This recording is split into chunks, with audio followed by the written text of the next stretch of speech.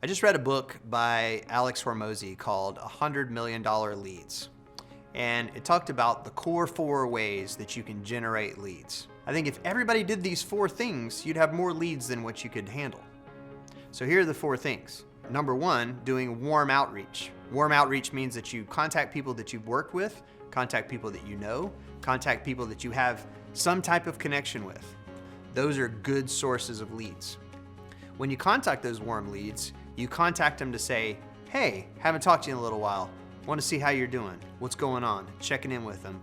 Don't sell from right away. It's something that you have to cultivate over a course of time. Warm leads are people that you already know that you can connect with. And what you want to do is you want to say, hey, I love what you guys are doing right now. Hey, I saw that you added that thing. Hey, I saw that you have this new initiative that you wanted to talk about. Any of that kind of stuff. You talk about them, then it's going to make them interested in talking to you. The second thing is that you can make content for social media platforms or for any place that you feel like you can get your content out to people. If you make content very similar to what I'm doing right here, where you're just providing value to people, you're just giving them information, you're giving them good, solid instruction on things or perspective from some level area expertise that you have. You make content long enough, you make it on the right platforms, you make it for the right audiences. That's a way to generate leads. That's, again, not gonna happen overnight. None of this stuff is instant. With content creation, what you wanna think about is, what is your audience? Who are you talking to? Who do you wanna attract? Who's gonna resonate with the message that you have? And then, what platforms are they on? Where are they spending their time? What are they doing? What's their state of mind when they're on the platform? If you think through all of these things, this will give you a content strategy to go towards doing content, making content and putting it out there on the different platforms. Social media is obviously a big one. It's free in most cases, so it makes a lot of sense to try it. Even if you don't have a professional setup, pull out your phone and just make a video and see what happens. Making content for social media is a no-brainer.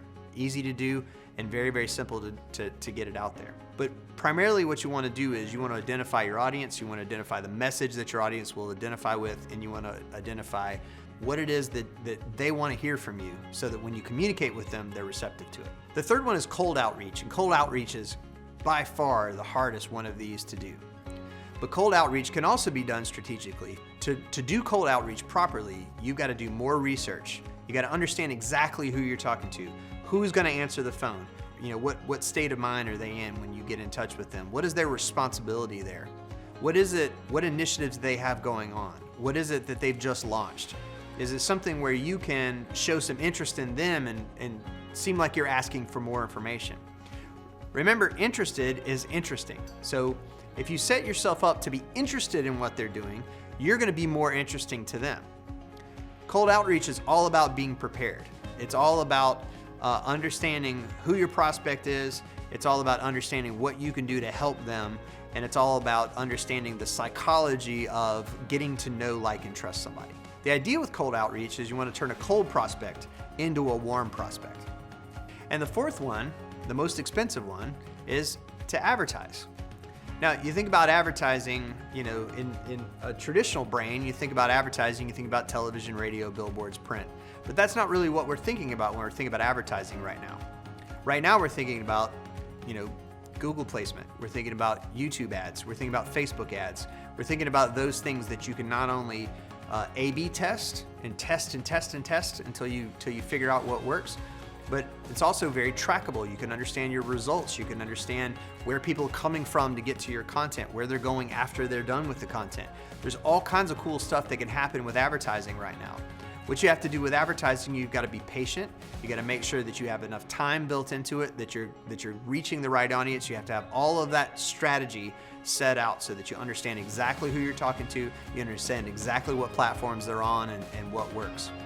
One of the methodologies for advertising is to take things that have worked well organically and put money towards that. When it comes to advertising, one of the biggest things is to spend well.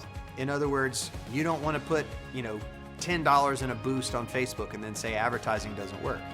You want to understand what your budget is. You want to understand the amount of money that you've got to put towards it.